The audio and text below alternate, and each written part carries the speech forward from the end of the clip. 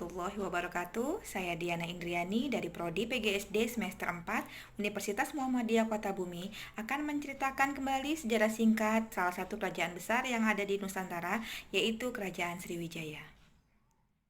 Kerajaan Sriwijaya merupakan kerajaan Buddha yang berdiri pada abad ke-7. Merupakan kerajaan Melayu yang kuat yang berada di Sumatera. Nama kerajaan ini berasal dari bahasa Sanskerta, yaitu Sri dan Wijaya. Sri artinya bercahaya dan Wijaya artinya kemenangan, sehingga Sriwijaya berarti kemenangan yang bercahaya. Kerajaan Sriwijaya berada pada kawasan Candi Muara Takus di Kepulauan Riau. Daerah kekuasaan Sriwijaya meliputi Kamboja, Thailand, Semenanjung Malaya, bahkan hingga Pulau Jawa. Hal inilah yang menyebabkan nama kerajaan Sriwijaya terkenal di Nusantara bahkan di seluruh.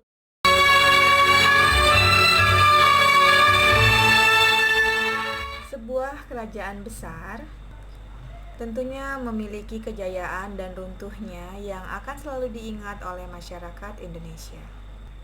Sejarah masa kejayaan kerajaan Sriwijaya itu dimulai pada abad 9 sampai dengan 10, di mana kerajaan ini menguasai jalur perdagangan maritim.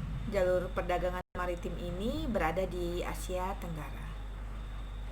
Tidak hanya perdagangan, bahkan kerajaan-kerajaan yang berada di Asia Tenggara pun ikut dikuasai oleh kerajaan Sriwijaya.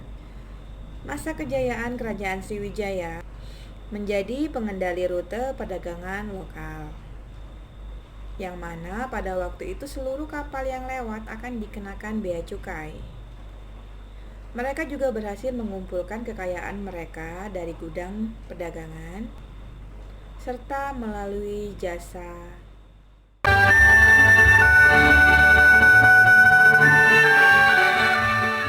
Sebagai kerajaan besar, Sriwijaya pun memiliki banyak raja. Raja yang pertama yaitu Dapuntahiang atau yang lebih dikenal dengan Sri Jayanasa, yaitu raja yang berhasil menaklukkan Jawa dan Melayu.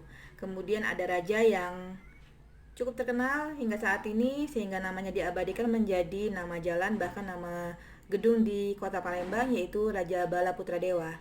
Dan yang terakhir, raja yang terakhir memimpin kerajaan Sriwijaya sebelum masa kehancurannya yaitu Raja Sri Sanggamawijaya Tunggawarman.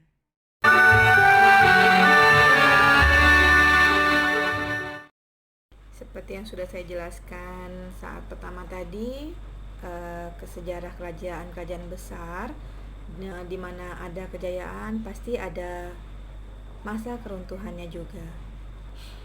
Masa kejayaan Sriwijaya berakhir ketika Rajendra Chola, seorang penguasa kerajaan Cholamandala, berhasil menyerang kerajaan Sriwijaya dan merebut bandar-bandar yang berada di Sriwijaya. Terjadinya penyerangan ini karena kedua kerajaan bersaing di bidang perniagaan, pelayaran, dan perdagangan. Kerajaan Cholamandala sebenarnya tidak berniat untuk menjajah, hanya saja untuk meruntuhkan armada kerajaan. Tetapi hal ini membuat kondisi ekonomi kerajaan Sriwijaya melemah.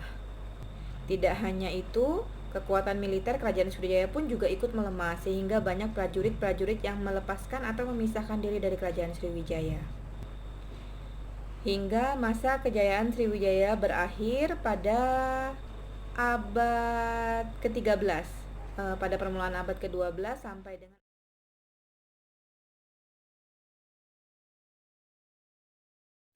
demikian sejarah singkat kerajaan Sriwijaya yang dapat saya sampaikan. Mudah-mudahan bermanfaat untuk kita semua dan bisa menambah rasa cinta dan bangga kita terhadap Nusantara, sehingga kita bisa memberikan kontribusi yang positif terhadap negara kita tercinta ini, negara Indonesia. Saya akhiri, billahi taufiq wal hidayah. Wassalamualaikum warahmatullahi wabarakatuh.